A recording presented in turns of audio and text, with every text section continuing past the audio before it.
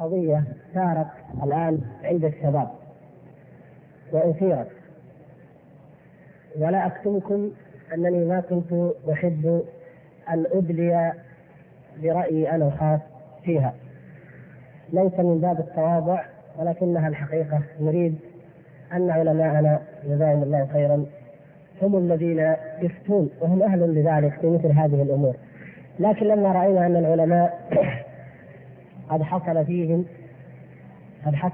بينهم بعض الاختلاف، ومن الطبيعي أن يختلف العلماء، ولكن رأينا اندفاع الشباب إلى جهة واحدة فقط والأخذ بقول واحد فقط، وتركوا ما عداه ولم يتفتنوا ولم يتأملوا ولم يتبينوا لماذا توقف بعض علماء الآخرين أو لماذا لم يوافقوا تلك الفتوى. فأصبح الشباب في حيرة وأصبحوا في اضطراب، وأنا وأنتم لا نعتبر أنفسنا أننا إخوة نتذاكر ونتناصح ونتعاون على ما يرضي الله سبحانه وتعالى. فأنا الكلام الذي سأقول لكم الآن لا تعتبروه أنه فتوى نهائية، لا، نحن نعتبر الموضوع يا أخوان موضوع مذاكرة فيما بيننا، ويقبل المناصحة ويقبل المناقشة. وإذا كنا ونقول دائما أن العلماء الكبار الأجلة حتى الأئمة الأربعة وغيرهم أننا إذا وجدنا أن أحد منهم خالف الدليل لا نأخذ بقوله، فما بالكم بنا نحن طلبة العلم؟ فمن حق كل إنسان منكم إذا رأى أن في الكلام الذي أعرضه أو يقوله خطأ أو التباس أن يناقش فيه ليصل جميعا إلى الحق. ولعلنا لو وصلنا جميعا إلى الحق فلعل ذلك يكتب أو ينشر أو يقرأ أو يقال بطريقة أفضل من الآن، لكن أنا أقول نعتبر ما يدور الليلة من كلام مذاكرة فيما بيننا. أرجو أنكم يعني فهمتم المقصود إن شاء الله. فأنا الحقيقة نسمع كلنا جميعا عن الجهاد في أفغانستان، وليس هناك مسلم لا يسمع أخبار هذا الجهاد، وليس هناك مسلم إلا يتمنى أن ينصر الله سبحانه وتعالى المجاهدين في أفغانستان وفي كل مكان، وهذا أمر لا يشك فيه أي مسلم. ونحن نعلم قول النبي صلى الله عليه وسلم أنه من مات ولم يغزو ولم يحدث نفسه بالغزو مات على شعبة من النفاق. الأمر خطير، النفاق نعوذ بالله، من الذي يريد أن يموت عليه؟ ونعرف أن الجهاد هو ذروة سلام الإسلام، ونعلم أن هذا الدين لم تقم له قائمة ولم تقوم إلا بالجهاد في سبيل الله عز وجل. بل نحن كما تعلمون نحن ننكر على الذين يفسرون الجهاد أو على الذين يفسرون في سبيل الله لأنه مجرد الدعوة التي تستبعد السيف استبعادا نهائيا، تستبعد القتال استبعادا نهائيا، وتقول في سبيل الله هو مجرد خروج أو دعوة. هذا كل شيء معروف لديكم جميعا. لماذا؟ لأن منهج السنة والجماعة واضح في المسألة، وعندنا باب من أبواب العقيدة في الجهاد يأتي إن شاء الله في شرح هذا الكتاب. فالمسألة إذا ليست مجال للنقاش في أصلها في كونها قضية اعتقاد أو أن أناس يثبتون عن الجهاد أو لا يريدون الجهاد والعياذ بالله، أو يصرفون الناس أو يؤولون آيات الجهاد وأحكام الجهاد. هذا شيء مرفوض في مذهب ومنهج أهل السنة والجماعة ولا يقره أي إنسان. لكن هذا الأمر شيء، وقضية الغلو في مفهوم الجهاد شيء آخر.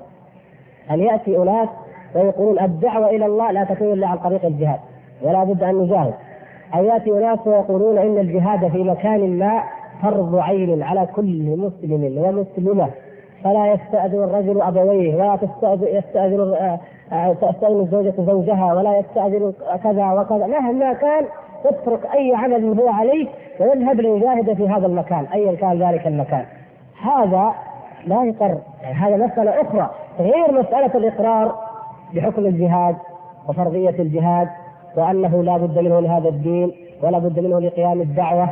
عشان أصبحنا الآن نناقش ونعايش قضية ليست هذه هي القضية، إنما قضية أنه يجب علي وعليك وعلى كل إنسان في المجتمع أن يترك أهله وعمله ووالديه وكل شيء ويذهب إلى مكان ما. لا نقول أفغانستان وحدها، لأنه قد يأتينا ويقول نريد مكان آخر، وهكذا. المقصود هو هل هذه الآن هل هذه القضية هي الحكم الشرعي الصحيح الذي يتمشى فعلا مع قواعد النصوص، مع قواعد التي نص عليها السنة والجماعة، أم أن هذا كلام فيه نظر ويحتاج إلى دقة ويحتاج إلى أن يبحث وأن يتأمل؟ هذا الكلام في الحقيقة الذي دفعني إليه لما سمعت عن هذا الكتاب ثم رأيته ورأيتموه جميعا، وعنوانه الدفاع عن أراضي المسلمين أهم فروض الأعيان. حقيقة أن هذا العنوان أثار عجبي وتعجبت، نحن وإياكم، نحن وأنتم هنا في هذا المنبر وفي هذه الحلقات الطيبة التي نرجو الله تعالى يكتب لنا ولكم أجرها إنه على كل شيء قدير. يعني نحن على الأقل هنا منذ زمن طويل ونحن نردد في كل مناسبة ونقرأ الأدلة على أن أهم وأوجب فرض فرضه الله سبحانه وتعالى على عباده هو توحيد الله، هو إخلاص العبادة لله سبحانه وتعالى. يعني هذا شيء سبحان الله. فكوننا نأتي ونقول إن الدفاع عن الأراضي هو أهم فروض الأعيان، هذا شيء عجيب. هذا يستوقف الإنسان المنصف المخلص ليرى، ولأعود إلى أصل القضية ليقول لكم فرق بين من يقول إن الجهاد واجب، أفتى بذلك الشيخ عبد العزيز بن باز جزاه الله خير، الجهاد واجب على المسلمين يعني عموما بما يستطيعون ويدفعون وكذا وكذا، وبين من يقول الجهاد أو الدفاع، حتى الدفاع عن أراضي المسلمين أهم فروض الأعيان. سبحان الله، بأي كتاب وبأي سنة؟ إذا لابد أن نعرف الغلو الواقع في هذا العنوان والغلو الواقع في هذا الكتاب، مع أننا لا ننكر أصل القضية ولا أكذبني وأكرر على هذا الموضوع. هل الدفاع عن الأراضي هو أهم فروض الأعيان؟ يعني أنه الفرض الذي يجب على كل مسلم وهو أهم ما يجب عليك وتقدمه على جميع الفروض هو الدفاع عن الأرض؟ لا والله، لا في كتاب ولا سنة. نحن نعلم من دين الله سبحانه وتعالى أن أهم فروض الأعيان هو عبادة الله وحده والإخلاص لله وحده سبحانه وتعالى، ومن أجل ذلك نجاهد، من أجل ذلك نجاهد لتكون كلمة الله هي العليا. ما هي قضية أرض، ما هي قضية تراب، ما هي قضية أوطان، ما هي دفاع عن أراضي، دفاع عن أوطان، من أجل التوحيد. وأنا أجيب لكم الأدلة من نفس هذا الكتاب. مثلا الحديث الذي ذكره، ترى أنا يعني يجب أن أعترف أنني ما راجعت هذا الكتاب بدقة، لو أنا تأملت بدقة لا كان الوقت أطول، لكن الحقيقة يعني استعراض سريع. الحديث الذي ذكره الشيخ يقول النبي صلى الله عليه وسلم: بعثت بين يدي الساعة بالسيف حتى يعبد الله تعالى وحده لا شريك له. هذا الكلام جاء به الشيخ في أول الكتاب. بعثت بالسيف بين يدي الساعة، أو بعثت بين يدي الساعة بالسيف. لماذا السيف؟ لماذا بعث صلى الله عليه وسلم بالسيف؟ حتى يدافع عن أراضي الإسلام، حتى يعبد الله وحده لا شريك له. خلاص، إذا ما هو أهم فرض الأعيان؟ ما هو الفرض الذي من أجله فرض الجهاد؟ أن يعبد الله وحده لا شريك له. كون ذلك لا يتحقق إلا بالجهاد مسألة أخرى، لكن لو تحقق بغير الجهاد هذه قضية ويمكن أن يتحقق أحيانا. والأمر الآخر أننا نعد أنفسنا ونعد أمتنا لتحقيق الفرض العيني الواجب على كل مسلم وعلى كل مكلف، وهو توحيد الله سبحانه وتعالى. لما بعث الرسول صلى الله عليه وسلم معاذا إلى اليمن، ما هو أول ما أمرهم أن يدعوهم إليه؟ إلى شهادة أن لا إله إلا الله، إلى توحيد الله عز وجل. هل يعني هذا أنهم لا يجاهدون الكفار؟ يجاهدون، لكن أمره أن يبدأ بهم بأهم فروض الأعيان وهو توحيد الله.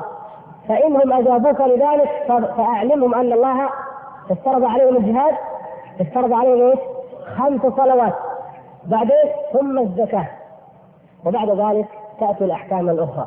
إذن يا إخوان لا يجوز أن نخرج على ما أنزل الله وعلى ما شرع الله. نفس الآيات اللي ذكرها الشيخ: ولولا دفع الله الناس بعضهم ببعض لهدمت صوامع وبيع وصلوات ومساجد يذكر فيها اسم الله كثيرا. إذن لماذا يجاهد المجاهدون؟ لماذا أذن الله للمؤمنين بالجهاد؟ حتى لا تهدم المساجد التي يذكر فيها اسم الله كثيرا. إذن أهم شيء يجب أن نحافظ عليه هو ماذا؟ هو الدين، هو المساجد، هو أن تبقى المساجد يذكر فيها اسم الله عز وجل، وأن تبقى أماكن عبادة لله وحده. هذا الذي من أجله ندعو ومن أجله نجاهد. فهذا الهدف أينما تحقق فنحن إذن نعمل بفرض العين الأساسي الذي يجب على كل طالب علم وعلى كل مسلم أن يعمل من أجله أن يفعله. فإذا اعتدي على بقعة من بقاع المسلمين فليس من أجل الدفاع عن الأرض، من أجل المساجد، من أجل أنه لن يعبد الله وحده، حينئذ نرى ما حكم ذلك تلك البقعة. هل نذهب جميعا؟ هل يذهب بعضنا؟ هل نساعد؟ أحكام أخرى، لكن الأصل أن فرض العين هو هذا الأول. فالشيخ غفر الله لنا وله مثلا يقول أفتى الشيخ، يعني الشيخ عبد العزيز بن باز حفظه الله، يقول أنه أفتى بأن هذه الرسالة طيبة وافق عليها، ولكن اقترح علي أن أختصرها حتى يكتب لها مقدمة.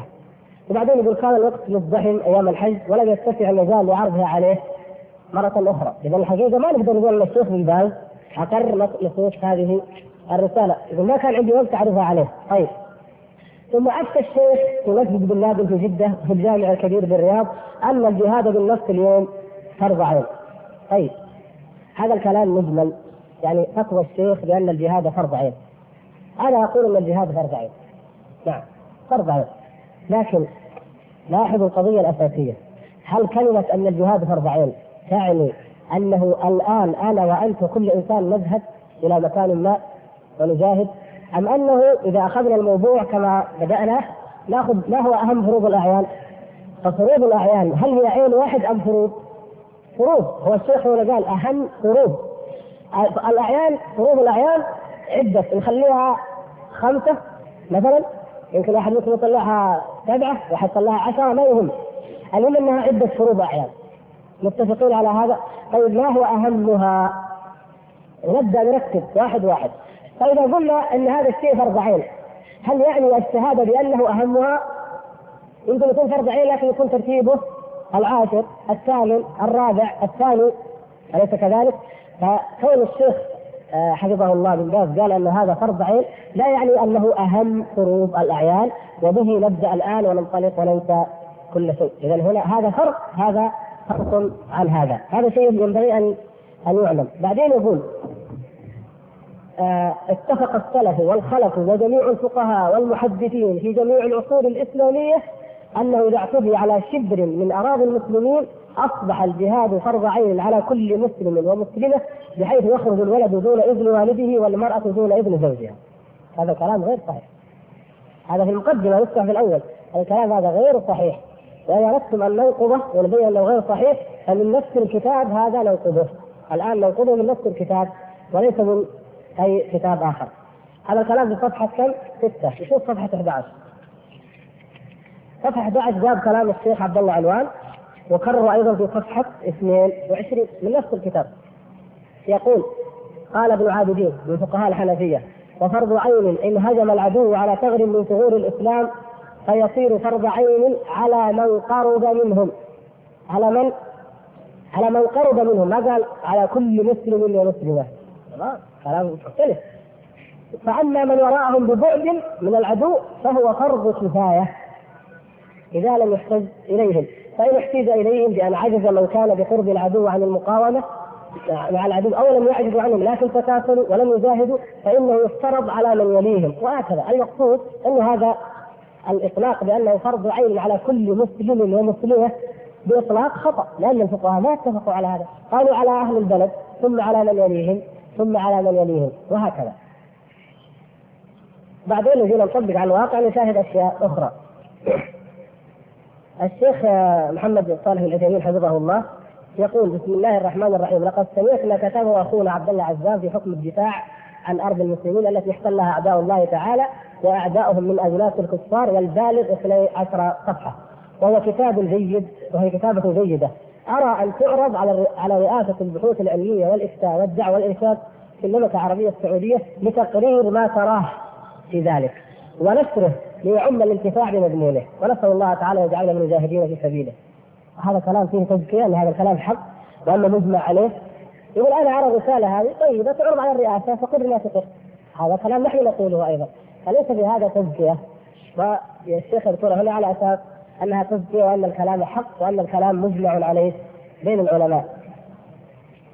طيب نرجع للأدلة أيضا التي ذكرها الشيخ غفر الله لنا وله. يقول مثلا من أهم الفرائض الغائبة والواجبات المنسية فريضة الجهاد التي غابت عن واقع المسلمين فأصبحوا كغثاء السيل. كلام صح ولا لا؟ من أهم الفرائض التي تركها المسلمون الجهاد. هنا من أهم وهنا إيش؟ أهم. هذا هو المشكلة يا شيخ. أهم ومن أهم ما ينبغي أن نقع في التناقض، والمسألة جماع، المسألة أنفس. الإنسان إذا أفتى في أمر بدرهم أو دينار لا يجوز أن يتسرع فيه، فكيف إذا كانت الفتوى تتعلق بالدماء والأنفس؟ العنوان أهم وفي الداخل من أهم، فخلاص ما دام من أهم نحن معك أنه من أهم. إذا ما الذي أهم منه نقدمه. لاحظتم يا إخوان؟ أعاده في صفحة 20، هذا كلام صفحة 19. صفحة 20 يقول أنواع الجهاد: جهاد الدفع أي دفع الكفار من بلادنا، وهذا يكون فرض عين بل أهم فروض الأعيان. كيف يقع هذا؟ طيب يقول يستشهد على كلام هذا بأنه يكون فرض عين أو أنه أهم فروض الأعيان بكلام شيخ الإسلام. نقرأ كلام شيخ الإسلام. يقول شيخ الإسلام ابن تيمية، أنا أقرأ من كلامه هو لأن كلام شيخ الإسلام له قبل كلام وبعد كلام، لكن لا فقط نقرأ ما كتب هو. يقول: وأما قتال الدفع فهو أشد أنواع دفع الصائل عن الحرمة والدين، واجب إجماعا. واجب، في فرق بين واجب بين فرض عين ولا لا؟ واجب إجماعا. العدو السائل الذي يفسد الدين والدنيا لا شيء أوجب بعد الإيمان من دفعه. لا شيء أوجب بعد الإيمان من دفعه. إذا ليس أهم فروض الأعيان الإيمان والتوحيد، بعد ذلك تأتي قضية الدفع. فكيف يستشهد بكلام شيخ الإسلام على أنه أهم فروض الأعيان؟ في صفحة 28 يقول إن دفع، هذا الشيخ نفسه يقول إن دفع العدو الكافر هو أوجب الواجبات بعد الإيمان، وكما قال ابن تيمية فالعدو الصائل الذي يفسد الدين والدنيا لا شيء أوجب بعد الإيمان من دفعه. طيب إذن هذا هو، كيف تقول أنه أهمها وتستدل بكلام شيخ الإسلام على أنه أهم فروض الأعيان؟ طيب نرجع على كلام الفقهاء. أولا كلام الحنفية، أولا فقهاء الحنفية قرأنا لكم نصهم. فقهاء الحنفية يرون التدرج يكون فرض عين على أهل البلد الذين يهاجمهم الكفار، وفرض كفاية على من يليهم، ثم يتدرج تتسع الدائرة حتى تشمل جميع بلاد المسلمين. المالكية ماذا قالوا؟ ذكر فقط ما في حاشية الدسوقي، وهذا الحقيقة لا يعبر عن كلام المالكية. حتى الحنفية لا نستطيع أن نقول أن ما قاله ابن عابدين يكفي، لكن نفترض هو الشيخ أخذ المذهب أقوى ما يجد بهذا المذهب وقال الحنفية أو الشافعية، لكن نفترض أن هذا أقوى ما عندهم وأيضا هم مجمعون عليه. يقول المالكية أن يتوجه الدفع بفجء على كل أحد، وإن امرأة أو عبدا أو صبيا، ويخرجون ولو منعهم الولي والزوج ورب الدين. هذا الكلام لم يأتي بأوله. توجه الدفع على كل أحد متى؟ إذا نقدر نقول أن النص هذا نص معلق، لأن لا نعرف ما هو الشرط، ما متى يعني. لا نستطيع أن نقول أن فيه حجة حتى نعرف أين متى يتوجه الدفع، لأنه ما ذكر هل هو قال إذا دخلوا بلاد المسلمين، هل إذا دخلوا البلدة نفسها، هل إذا دخلوا البلاد البعيدة بأطراف الثغور، ما ندري، هذا لا دليل فيه. إذن الشافعية يقول جاء في نهاية المحتاج للرمل: فإن دخلوا بلدة لنا وصار بيننا وبينهم دون مسافة القصر فيلزم أهلها الدفع حتى من لا جهاد عليهم من فقير وولد وعبد ومديون وامرأة. الشافعية إذن شرط شرط متى يكون فرض عين الجهاد؟ إذا كان بيننا وبين العدو أقل من مسافة القصر، يعني كم؟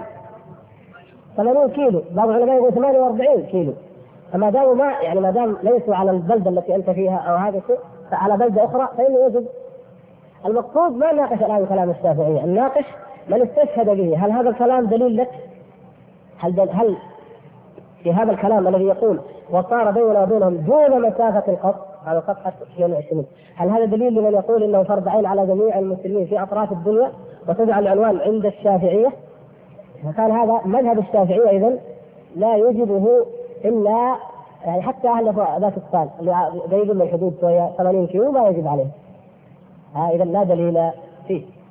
رابعا عند الحنابلة يقول ابن قدامة: ويتعين الجهاد في 3 مواضع: إذا التقى الزحفان وتقابل الصفان. طيب ما في نقاش. ثانيا إذا نزل الكافر ببلد تعين على أهله قتالهم ودفعهم، أيضا ما في شاهد. الثالث إذا استنفر الإمام قوما لزمهم النفير.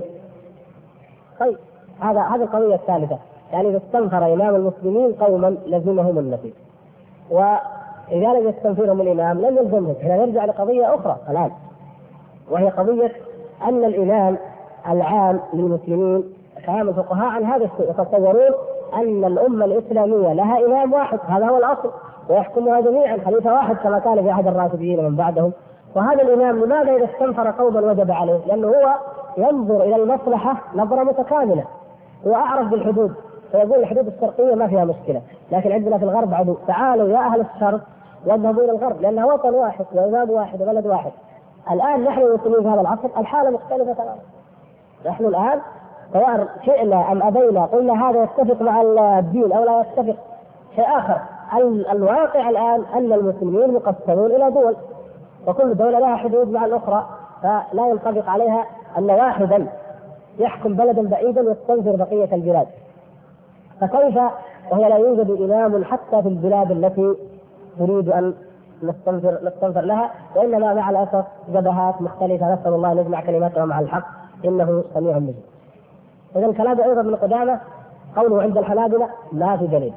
نجينا كلام ابن تيمية، ويقول ابن تيمية: إذا دخل العدو بلاد الإسلام فلا ريب أنه يجب دفعه على الأقرب فالأقرب، إذ بلاد الإسلام كلها بمنزلة البلدة الواحدة، وأنه يجب النفير إليه بلا إذن والد ولا غريم، ونصوص أحمد صريحة بهذا. نفس الشيء، ما في دليل على أنه كما قال إذا احتل، أعيد عليكم كلامه حتى لا تظنوا يعني، يقول: اتفق السلف والخلف وجميع الفقهاء والمحدثين في جميع العصور الإسلامية أنه إذا اعتدي على شبر من أراضي المسلمين أصبح الجهاد فرض عين على كل مسلم ومسلمة، بحيث يخرج الولد دون إذن والده والمرأة دون إذن زوجها. كلام صحيح هذا؟ لا ينطبق على كلام شيخ الإسلام. يقول شيخ الإسلام: إذا دخل العدو بلاد الإسلام فلا ريب أنه يجب دفعه على الأقرب فالأقرب. وين هذا من هذا؟ إذا ليس هناك دليل. إذا كما نلاحظ لا الحنفية دليلهم صريح، والمالكية ما نقدر نقول ما في شيء، لو كلام معلق. الشافعية ضده، الحنابلة ليس فيه دليل. إذا انتهت المذاهب الأربعة التي يظن الشيخ أنها أجمعت على أن ما يقوله صحيح.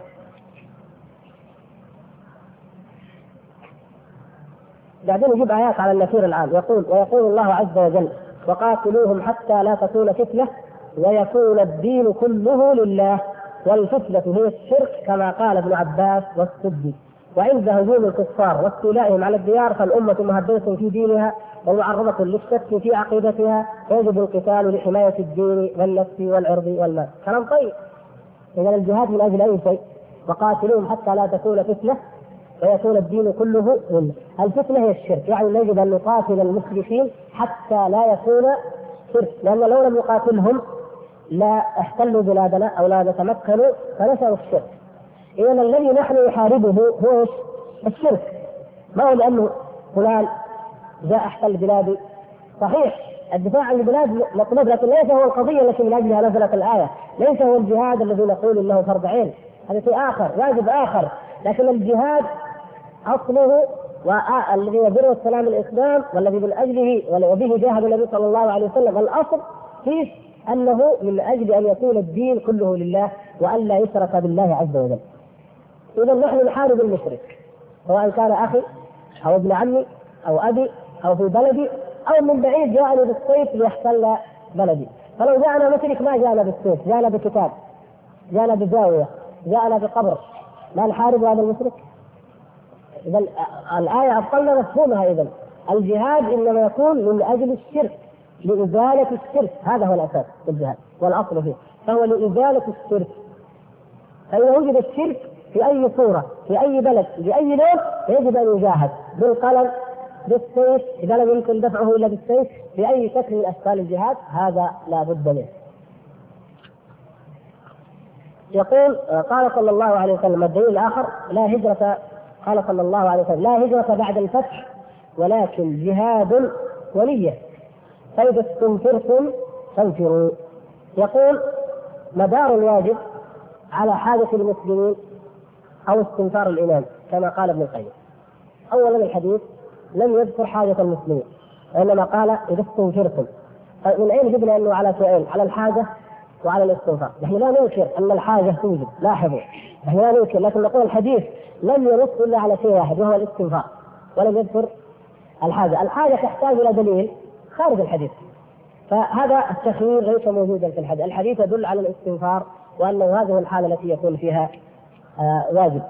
ثم الوجوب شيء وفرضية العين شيء آخر. ثم فرضية العين درجات، فبعض الفروض أهم من بعض.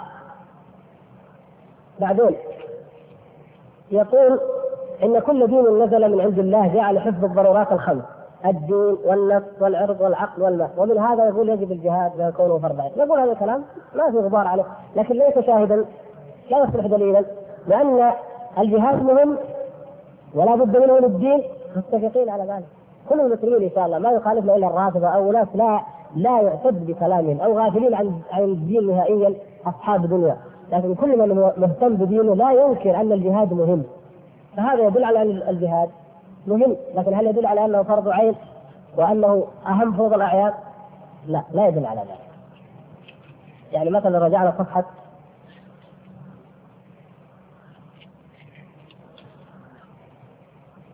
يقول نفس الكلام هذا، نفس الشيخ يقول صفحة 41: والحفاظ على الدين مقدم على الحفاظ على النفوس. لما جاء يفصل الدليل هذا، الحفاظ على الدين مقدم على الحفاظ على النفوس، حق، والحفاظ على النفوس أولى من الحفاظ على المال، هذا صحيح. إذن إيش أهم شيء؟ الحفاظ عليه على الدين، أول شيء التوحيد، هذا هو. فهذا الكلام هو جزاه الله خير، يعني يريد الحق إن شاء الله ومجتهد، ولهذا تجده واضح يناقض نفسه، يناقض كلامه الأول. فما دام أهم شيء هو الدين وأهم شيء هو التوحيد وأكبر هدف نسعى إليه من الجهاد هو إزالة الشرك، إذا نجعل القضية في موضعها الصحيح ولا نغلو في شيء من ذلك. بعدين ذكر حكم الصائل وأنه يجب أن يدفع، وذكر أيضا قتال الفئة الباغية وأنه واجب. هذا كلام ما له علاقة فرضية العين، يعني قتال الصائل ما له علاقة فرضية العين على جميع المسلمين. من قيل عليه وجب عليه يدافع عن نفسه، معروف هذا الشيء، نعم، لكن ايش علاقة بأن فرض عين على جميع المسلمين، على كل مسلم ومسلمة؟ ما في دليل. قتال الفئة الباغية كونه واجب إذا لم تندفع بالإصلاح، نعم، بس ايش علاقته بأن الجهاد فرض عين على كل المسلمين وفي وقت معين وفي مكان معين أنت تفرضه؟ ما في علاقة. تترك الكفار بالمسلمين أيضا ذكره دليل من الأدلة. ايش علاقة هذا الدليل؟ إذا الكفار تتركوا بالمسلمين، يعني كفار يحاربوننا وجعلوا المسلمين كالسرس أمامهم، هكذا مسلمين أسرى جعلوهم أمامنا، بحيث لو أطلقنا نحن مدافعنا أصابت المسلمين ثم بعد ذلك تصيب الكفار، ما حكم ذلك؟ يقول هذا دليل على أن الجهاد فرض عين. حقيقة ما في دليل يتأمل، لكن نفس القضية هذه يقول شيخ الإسلام ابن تيمية لو تكرسوا الكفار، لو تكرسوا، فإن الأئمة متفقون على أن الكفار لو تكرسوا بأسرى المسلمين وخيف على المسلمين إذا لم يقاتلوا، ولو لم نخف على المسلمين جاز رمي أولئك المسلمين أيضا على أحد قولي العلماء. يعني حتى هذه على أحد القولين، ما هي مسألة إطلاقات وخلاص. فإذا حتى هذه المسألة مع أنه لا شاهد فيها هي أيضا فيها خلاف. وبعدين يقول يعني هذا الفتوى انتهت، لاحظوا الفتوى اللي هي عرضت على المشايخ انتهت، هذه هي، أو قرئ بعضها على المشايخ، انتهت إلى حد الآن، وكما لاحظتم أدلة أنها غير قوية وغير كافية.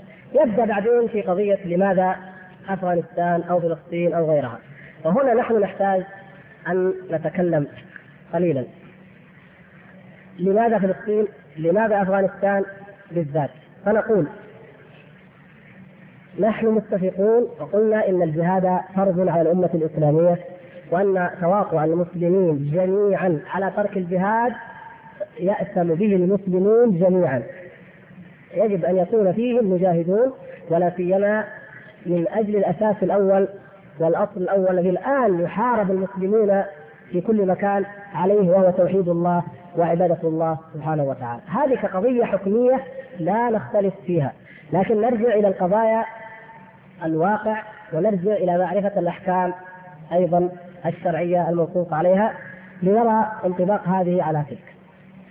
فنقول المسلمون إذا أرادوا أن يجاهدوا في سبيل الله وكان لهم أعداء، وكان الأعداء نوعين: النوع الأول مرتدون كبني حنيفة الذين كانوا مع مسيلمة ومن معه، والنوع الآخر كفار فرحاء مثل الروم أو الفرس.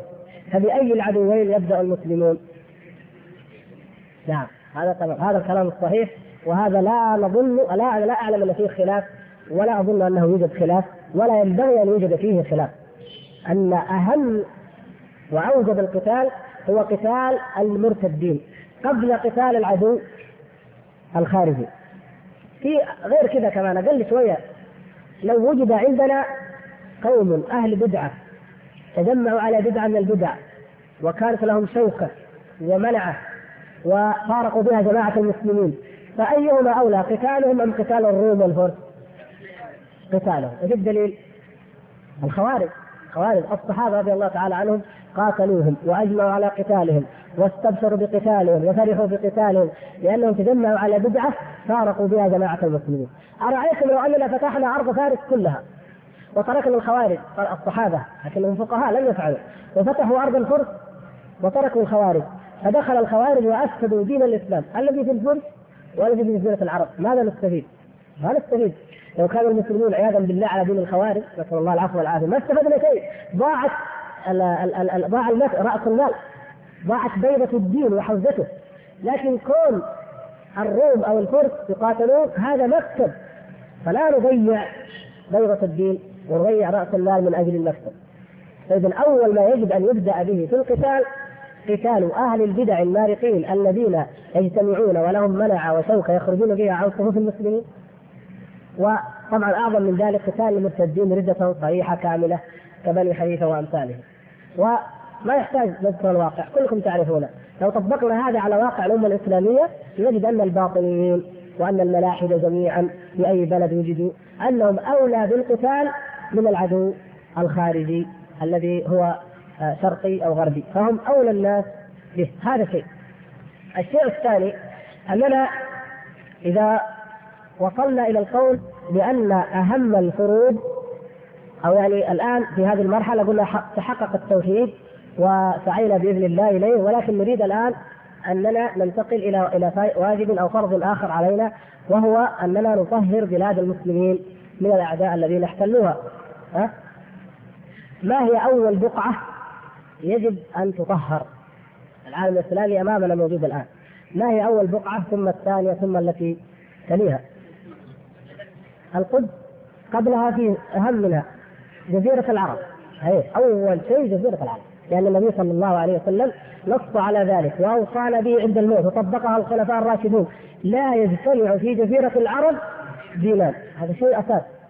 المسلمون دائما أول ما يجب عليهم جزيرة العرب، ثم القدس طبعا لأنها أفضل، والشام عموما لأنها أرض الإسلام، أرض فتحها الصحابة، ثم ما بعدها. إذا لاحظوا حتى هذا الترتيب، أهمية الفروض شيء، وأيضا أهمية البلاد تختلف، لها أحكام ولها ترتيب. فما ننتقل من أهم إلى مهم إلا إذا عرفنا أنه ما يجب علينا هذا الشيء، ما يجب عليه في هذا البلد، إذا ننتقل الآخر، إذا ننتقل لما بعده، وهكذا بجميع ألوان الجهاد، جهاد الدعوة أو جهاد العلم أو جهاد السيف. المقصود أننا لابد أن نسير على الترتيب الشرعي. البدء بالمرتدين هذا قضية، وأيضا من حيث الأراضي أهم الأراضي ليست الأطراف البعيدة ولكنها جزيرة العرب ثم أرض فلسطين ثم ما بعدها. فإذا كان الحمد لله جزيرة العرب كلها على التوحيد والإيمان وما فيها أي مثلا حزب ولا جماعة ولا دولة قائمة على الشيوعية وعلى الشرك، نقول ننتقل إلى فلسطين. وهكذا مثلا المهم الشرك بالذات والشيوعية. إذا الكلام هنا عن فلسطين وأفغانستان، لماذا نبدأ بأفغانستان؟ كلام متناقض من حيث الأدلة الشرعية، وهذا يعني هو الذي ينبغي لنا أن نعرفه. لا يمكن أن تبنى الأحكام الشرعية وأن يستنفر الناس على مجرد رأي. نعم ما في مانع الواحد يبدي رأيه يا أخوان، ما في مانع الواحد يبدي رأيه، لكن رأيك يا أخي لا تلزم به الأمة ولا تغلو فيه حتى تتأكد من أن هناك أن من يخالفك لا حجة له أو ضعيف الحجة. إنما يجب علينا أن نكون في ديننا على نور من ربنا وعلى بصيرة وعلى برهان، والمسألة هي أنها أنفس تباع وليست قضية درهم أو دينار، أمر الحل ببساطة. بعدين ننتقل إلى قضية أخرى، قضية غريبة الحقيقة. يقول هل نقاتل مع مسلمين ليسوا على مستوى معين من الإيمان؟ يعني هل نقاتل معهم؟ هل يستدل على أن ذلك صحيح بأنه يجوز أن نستعين بالكفار. دخلنا في مشكلة خطيرة، الاستعانة بالكفار في الجهاد خطيرة جدا، لأن هذه لو فتح الباب لها يضيع الجهاد كله. بعدين يجيب يقول اتفق الفقهاء، اتفق، هذا عبارته، وقد اتفق الفقهاء الأربعة على جواز الاستعانة بالكفار بشروط. احفظوا الكلام هذا بعدين شوفوا ايش قال بعد. اتفقوا، يقول أولا أن يكون حكم الإسلام هو الظاهر، أن يكون المسلمون أقوى من مجموع المشركين. ثانيا أن يكون الكافر حسن الظن بالمسلمين وتؤمن خيانته لهم. ثالثا أن يكون المسلمون بحاجة إلى الكفار. طيب هذه اتفقوا عليها. نشوف كلام التفصيل. يقول رأي الحنفية، قال محمد بن الحسن لا بأس أن يستعين المسلمون بأهل الشرك على أهل الشرك إذا كان حكم الإسلام هو الغالب. وقال القصاص وقال أصحابنا لا بأس بالاستعانة بالمشركين على قتال غيرهم من المشركين إذا كانوا متى ظهروا كان حكم الإسلام هو الظاهر. إذا رأي الحنفية أصحاب الرأي يوافق ما قال، خلاص إذا له دليل. ننتقل للمالكية. المالكية قال ابن القاسم ولا أرى أن يستعينوا بهم يقاتلون معهم إلا أن يكونوا نواسية أو خدم. النواسية يعني خدم، أنا خدم يعني يخدمون الدواب، فلا أرى بذلك بأسا. وقال مالك لا أرى أن يستعان بالمشركين على المشركين إلا أن يكونوا خدما. فيها دليل هذا؟ مالك يقول المسلمين راحوا يحاربوا، فعندنا دواب نبغى ناس يخدمونا مثلا في المخيمات، مثلا النظافة، مثلا في المعسكر ينظفون المعسكر، يرموا الأوساخ اللي فيه، يجمعوا الحطب، نطبخ، أي خدمة معينة. فممكن نجيب بعض المشركين قبائل أو ناس المشركين ما لهم دين يشغلون بالأشياء هذه ونحن الغالبين ونحن الظاهرين فيخدمون، بس بهذا الشرط يعني لا لهم وجود ولا لهم جبهة ولا لهم قتال ولا لهم أي شيء. فإذا ما في دليل، بالعكس هذا دليل ضد ما يقول. يقول الشافعية، قال الشافعية قال الرملي وللإمام أو نائبه الاستعانة بكفار ولو أهل حرب كأن يعرف حسن رأيهم فينا، ويشترط لجواز الاستعانة احتياجنا له لنحو خدمة أو قتال لقلتنا. يعني برضو ركزوا أنه شرط الخدمة أو الحاجة للقتال. إذن الكلام هنا ليس باتفاق كما قال الشيخ. الحنبلية يقول وعن أحمد، قال ابن قدامة وعن أحمد ما يدل على جواز الاستعانة بالمشرك، بل روي عن أحمد أنه يفهم للكافر للغنائم إذا غزا مع الإمام خلافا للجمهور الذين لا يسلمون له. إذن هناك رواية عن أحمد. كلام الحنفية نعم دليل عليه له، المالكية والشافعية ليس دليل، رواية عن أحمد. طيب ما هو القول الصحيح في هذا؟ حديث صحيح في صحيح مسلم ذكره الشيخ هنا، يقول قال صلى الله عليه وسلم لمشرك يوم بدر ارجع فلن أستعين بمشرك. وفي حديث آخر يقول صلى الله عليه وسلم إنا لا نستعين بالمشركين على المشركين. إذن ما هو المذهب الصحيح والقول الصحيح في هذا؟ الحديث الصحيح لا نستعين بالمشركين على المشركين، والعلماء الذين قالوا نأخذهم خدم ما في خلاف إن شاء الله، يعني قصدوا رأوا أن هذا لا يخالف الحديث، لأن الحديث ينص على الاستعانة في القتال، لكن في الخدمة قالوا لعل هذا لا يدخل. إذن إن شاء الله كلام الأئمة الأربعة يعني بالذات الثلاثة والحنفية مخالفين للحديث، الثلاثة لم يخالفوا. إذن كيف نقول اتفق الأئمة الأربعة على ذلك؟ ثم نبني على هذا ما دام يجوز نستعين بالمشرك يجوز أن نستعين بالمسلم الذي عنده شركيات والذي عنده بدع ليقاتل معنا الكفار. هذا الحقيقة استدلال مع الفارق وتعسف لا يصح أبدا. بعد ذلك يا إخوان نقول لكم وأقول لنفسي إن الجهاد في أفغانستان مسؤولية جميع المسلمين وفي كل مكان، وإنه يجب علينا أن نساعدهم بما نستطيع بالأساس الذي هم أحوج ما يصلون إليه وهو المال، بما نستطيع من أموالنا نساعدهم وإخواننا. وحتى هذا المال لا نصرف المال كله لهم. المجاعة تقتل إخواننا في أفريقيا، إخواننا في فلسطين أيضا يموتون من ناحية المجاعة، يعني الحالة الاقتصادية، ومن ناحية أيضا جهاد الكفار. والله المستعان في يوغوسلافيا وفي بلغاريا، في كل المسلمين في كل مكان مثل اليتامى على مادبة اللئام في كل مكان، الله المستعان. ونحن الحمد لله عندنا في هذا البلد الحال ميسور وطيب، نحمد الله عز وجل. فأيضا يعني نضع نصيب أوفى، لا بأس نضع لإخواننا الأفغان نصيب أوفى من غيرهم، لكن لا أيضا لا ننسى غيرهم. وأيضا حتى عندنا هنا يعني إذا كان لك جيران أقرباء فقراء معوزين، هذا تتركهم لأنك ستعطي مكان بعيد، أرسل هنا وهنا، حاول أن تعطي هنا وأن تعطي هناك، لا تنسى أيضا هنا بالكلية. فهذا نحن نقوله، ونحن نقول إن المسلمين المجاهدين في أفغانستان أحوج ما يكونون إلى شيئين، وهذه نصيحة نوجهها إلى إخواننا هنا وفي أفغانستان وفي كل مكان. أولا ننصح به إخواننا هؤلاء جميعا هو توحيد الله عز وجل وإخلاص العبادة لله عز وجل. ولا يستنكف أحد يا إخوان، لا يستنكف أحد إذا قلت له ننصحك بإخلاص الدين لله، يقول يا أخي أنت تتهمني في عقيدتي. سبحان الله العظيم، النبي صلى الله عليه وسلم ربى أصحابه على هذا، والله عز وجل ينزل القرآن عليهم يا أيها الذين آمنوا آمنوا، يثبت أنهم آمنوا بالله ورسوله. والنبي صلى الله عليه وسلم مرة وراء مرة يقوي إيمانهم ويبين لهم الدلائل، ما هذا الاتهام أنهم ما آمنوا، سبحان الله. لكن أول شيء، هذا أهم شرط من شروط النصر، يعبدونني لا يشركون بي شيئا، هذا أول شيء. فإذا كان عندك 10,000 مجاهد عاديين أو ليسوا بتربية كافية كما يقول الشيخ عبد الله هنا، ما نقول والله لا، ننظر كيف نجعل 10,000 يعادلون مليون. في عندنا وسيلة نخلي 10,000 يعادلوا مليون ولا ما في؟ فيه، وهي ايش؟ هي الإيمان الصحيح والتوحيد الصحيح. سعد يكتب إلى عمر يريد 3,000 مقاتل، الجبهة الشرقية الفرس تكاثروا علينا، أرسل له القعقاع بن عمرو واحد، هذا 3,000، أرسلت لك 3,000، هذا الناس صحيح.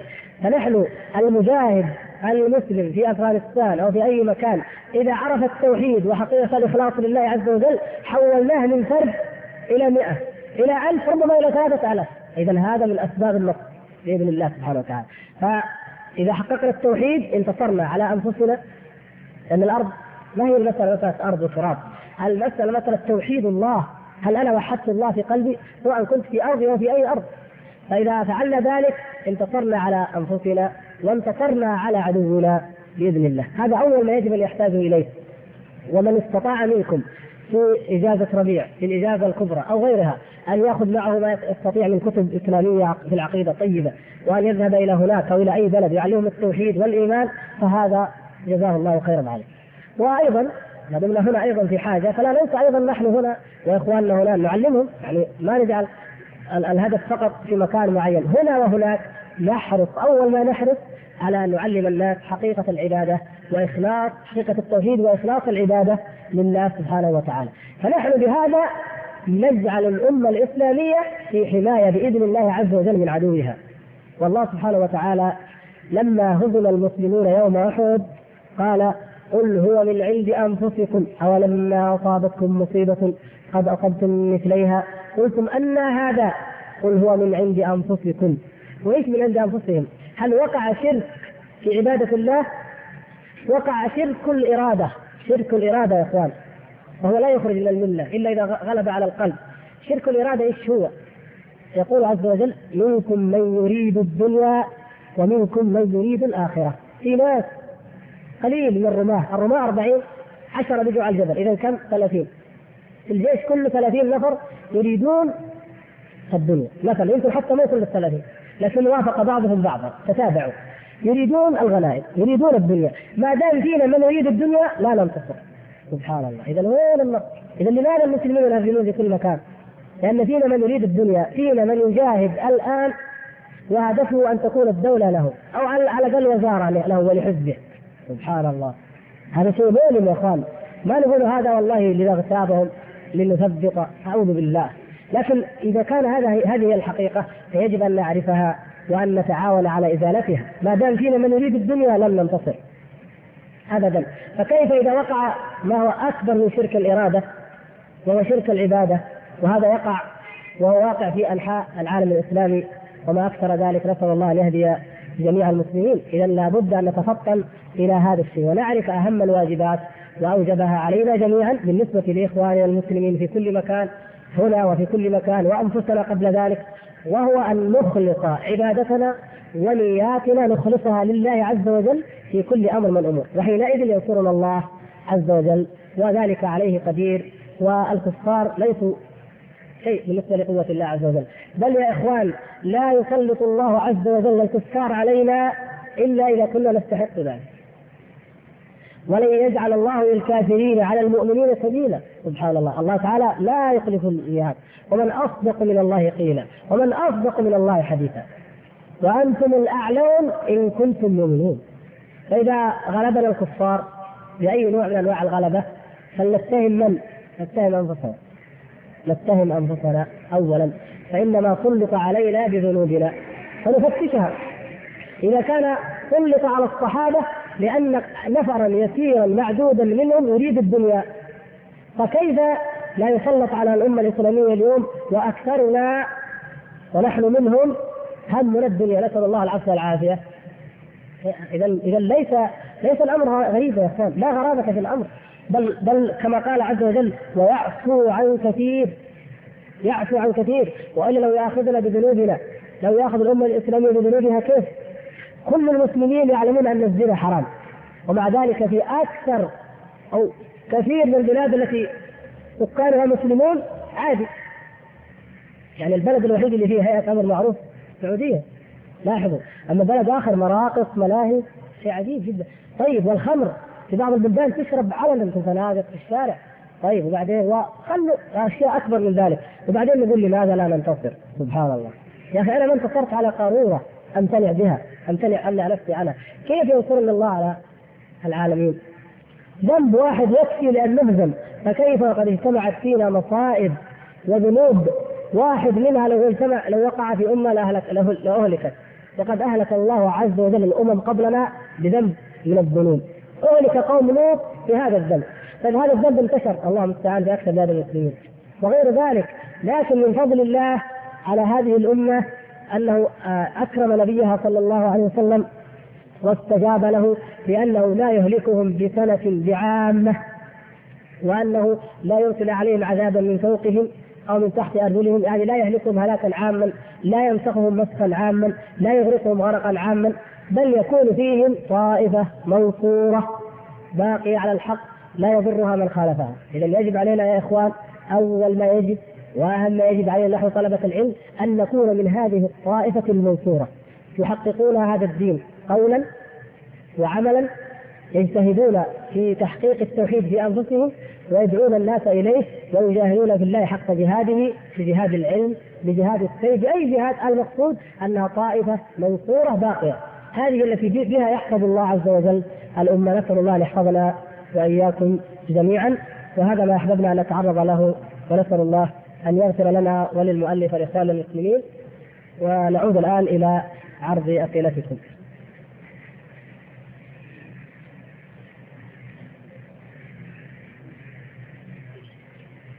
نعم.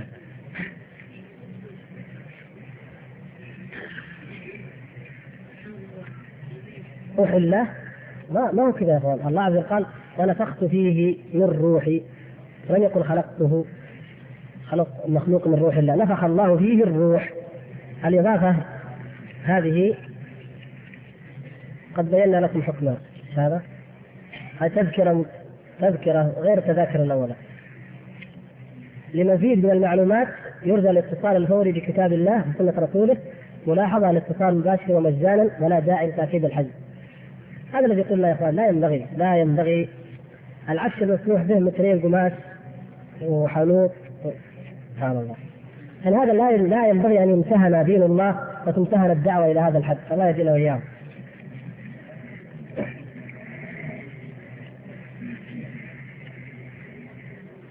يقول الأخ: يطالب الناس يوم القيامة بما أجابوا به المرسلين، فهل يطالب الله سبحانه وتعالى أصحاب الفترات بين الرسل والذين لم تبلغهم الدعوة بالإقرار والإشهاد عليهم فقط؟ لا، حكمهم آخر، لهم حكم آخر الذي لم يبلغه على الإطلاق.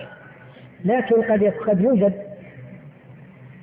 قد نظن أنا وأنت أن فلانا من أصحاب الفترة وليس كذلك، مثل قريش ومن معهم من العرب الذين انحرفوا عن دين التوحيد الذي كان عليه الخليل عليه السلام إلى الشرك. لا نستطيع أن ننزل لأنه مع الفترة وغير الفترة، يعني القضية نفسها فيها نظر، لأن دين إبراهيم عليه السلام كان متوارثا وكان فيه من الحنفاء الموحدون الذين لم يعبدوا غير الله عز وجل، فإذا حتى هؤلاء ما نقدر نجزم في الجملة. أما على الأعيان فلا، نعم يوجد على الأعيان من أعيان الناس من لم يبلغه دين، وهذا حكمه عند الله.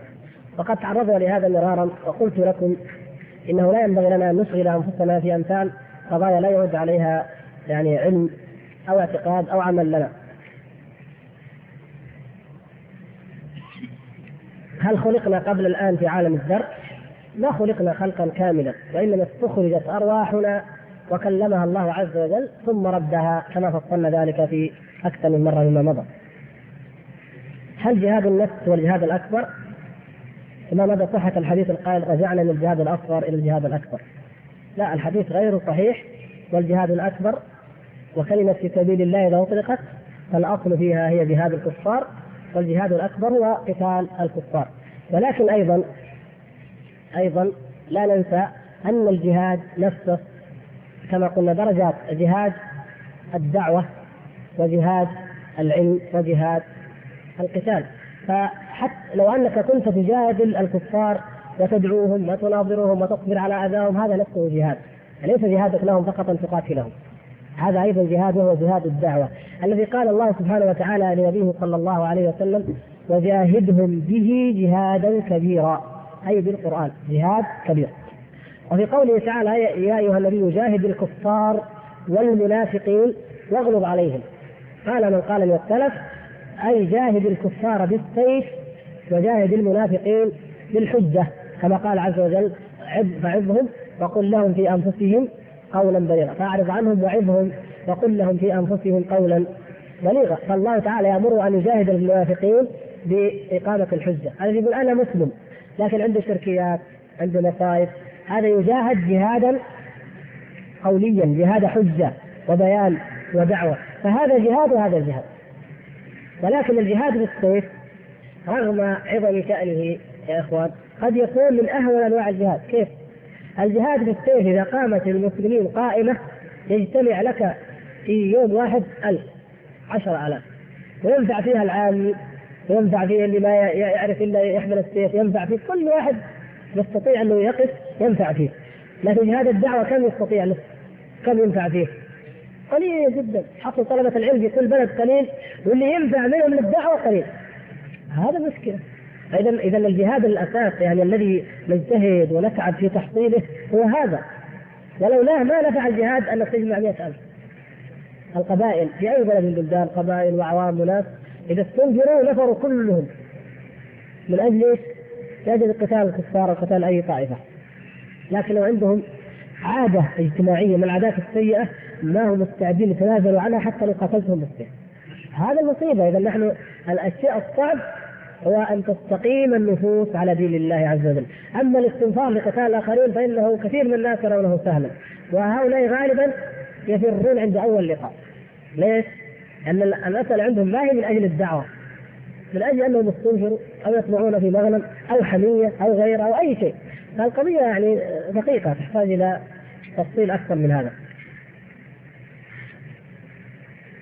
يقول الأخ: لا يدل قوله تعالى: يا أهل الكتاب قد جاءكم رسولنا يبين لكم على فترة من الرسل، على أن قريشا في ذلك العصر كانوا على فترة. الفترة هي الانقطاع، على انقطاع من الرسل، والخطاب لأهل الكتاب، وأهل الكتاب ليسوا طبعا أهل فترة لأنه عندهم علم بالكتاب وعلم بتحريف الكتاب وتعمدوا أن يحرفوا. هل يدل هذا على أن قريش أهل فترة؟ نقول الوقت وقت فترة، لكن بأعيانهم. النبي صلى الله عليه وسلم لما جاء رجل يسأله عن أبيه قال: أبي وأبوك في النار. إذن هذا استأذنت ربي أن أستغفر لأمي فلم يأذن لي، واستأذنت أن أزور قبرها فأذن لي. إذا المسألة ليست كل واحد بعينه. هل يجوز لي الجهاد إذا رفض والداي؟ دوبنا كنا نتكلم عن أحكامه وعن أنواعه.